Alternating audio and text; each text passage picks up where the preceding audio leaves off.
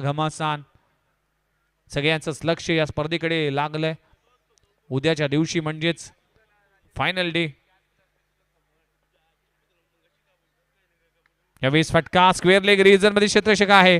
खूप चांगला झेल पकडला जातोय. दर्शन कोळीच्या माध्यमातून आणखी एक विकेटचं पतन होत असताना फलंदाजाला परतावा लागेल. निशान कोळी देखील परतलाय.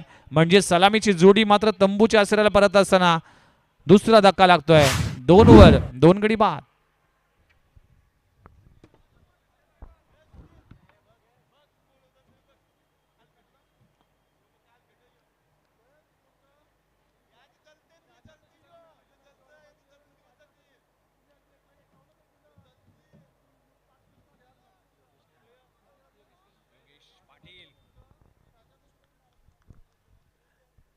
तर योगेश पाटील नवीन फलंदाज मैदानामध्ये आलाय.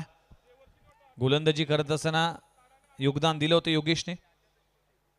3 धावा खर्च केल्या होत्या या शेवटच्या ओव्हरमध्ये. 12 धावा खर्च केल्या होत्या. पण आता गरज आहे तब्बल 17 बॉल आणि 17 बॉलमध्ये करायचे 62 धावा. आव्हान कठीण आहे, आव्हान अवघड आहे. आणि या अवघड गोष्टी सोप्या कराव्या लागतील. त्यासाठी प्रयत्न करावा लागेल.